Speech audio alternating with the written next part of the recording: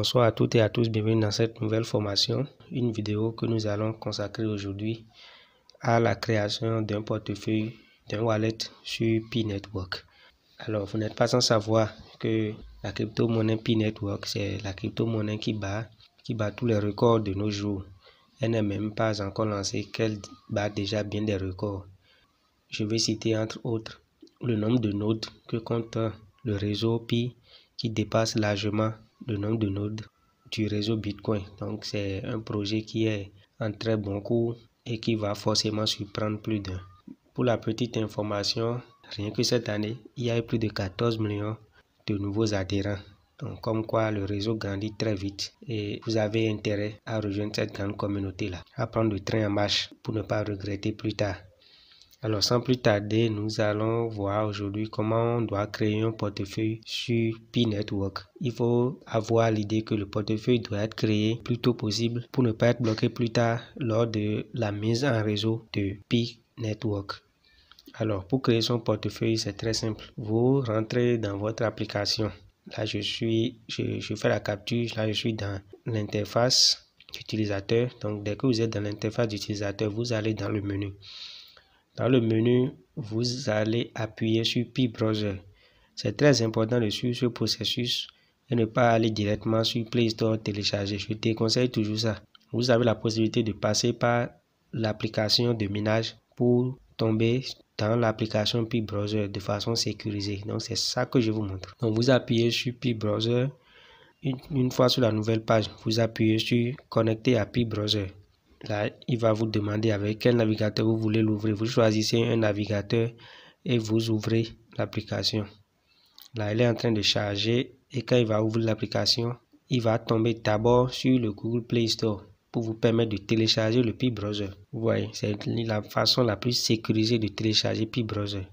Donc, lorsque vous êtes sur Google Play maintenant, lorsque vous allez suivre le processus et que ça vous a guidé sur Google Play, vous appuyez sur Installer et là l'installation va se faire.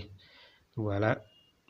Lorsque l'installation est faite, vous allez dans votre menu vérifier si vous avez Pi Browser là. J'ai bien Pi Browser dans mon menu. Donc une fois que vous l'avez dans votre menu, chose très importante, vous retournez encore dans l'application de minage. Vous retournez encore dans l'application Pi. C'est très important, ne pas ouvrir Pi Browser directement parce qu'il faut retourner dans l'application de minage pour associer votre compte Pi à votre wallet qui se trouve dans Pi Browser. Donc vous retournez dans l'application de minage. Une fois dans l'application de minage, vous refaites la même procédure. C'est-à-dire vous allez dans le menu, vous choisissez Pi Browser et vous appuyez sur se connecter à Pi Browser. Et là directement, il va vous conduire dans Pi Browser. Voilà, ici je suis dans Pi Browser, vous voyez. Je n'ai pas eu à ouvrir l'application Pi Browser, mais j'ai pris par l'application Pi pour tomber dans Pi Browser. Une fois que vous êtes dans Pi Browser, maintenant vous appuyez sur Wallet. Quand vous appuyez sur Wallet, la nouvelle page qui vient, vous appuyez sur Générer un wallet. Ici, c'est très important. Ici, vous avez le seed, vous avez votre clé privée. Cette clé privée là, on ne la partage avec personne. Vous appuyez sur Copier et vous appuyez sur J'ai enregistré ma phrase d'authentification. Vous voyez, c'est la phrase d'authentification. Lorsque vous perdez cette phrase, vous ne pourrez plus jamais récupérer votre wallet. Donc, vous appuyez sur J'ai enregistré ma phrase d'authentification. Il y a certains portables plus avancés qui proposent la vérification par empreinte digitale, mais elle n'est pas plus importante que le seed. Le seed est l'élément qu'il faut garder à tout prix. Les autres sont des méthodes complémentaires qui vous permettent d'accéder à votre compte, mais seul le seed vous permet de récupérer votre compte. Donc il faut garder les 24 mots là. La clé privée, il faut la garder jalousement. Donc vous appuyez là-dessus, j'ai enregistré ma phrase d'authentification. Et là, le wallet va se charger. Ici, ça c'est votre clé publique. Si quelqu'un veut vous envoyer des pi, c'est code qui commence par GA qui finit par NI que vous lui envoyez. C'est un peu comme votre numéro sur lequel on vous envoie de l'argent. Donc c'est ça que vous lui envoyez. On appuie sur continuer. Lorsque vous appuyez sur continuer, vous voyez, là on est dans l'interface, on a créé notre wallet comme ça. Et par cette procédure, notre wallet est directement associé à notre compte Pi. Donc voilà. Dans les prochaines vidéos, je vais montrer comment on peut envoyer et recevoir des Pi Je souligne tout de même que dans votre wallet créé, vous avez 100 test Pi. Les tests Pi ne sont pas les Pi réels, mais c'est juste des Pi pour tester le bon fonctionnement de la blockchain, pour s'habituer à l'interface d'utilisateur de notre wallet. S'envoyer et recevoir des Pi, on commence déjà par faire les petits exercices et se familiariser avec le portefeuille en attendant la mise en réseau de Pi Network.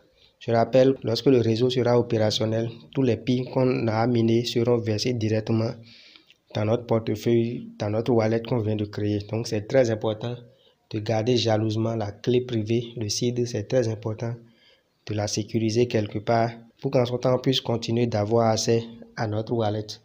Donc voilà qui met un thème à cette vidéo. Si vous avez aimé, n'oubliez pas de mettre un petit j'aime, de la partager surtout dans le réseau Pi pour ceux qui demandent comment il faut faire pour installer, comment il faut faire pour créer son portefeuille. Dans la prochaine vidéo, nous allons voir comment sécuriser son compte Pi à travers la vérification du numéro et de son compte Facebook. Sur ce, à très bientôt.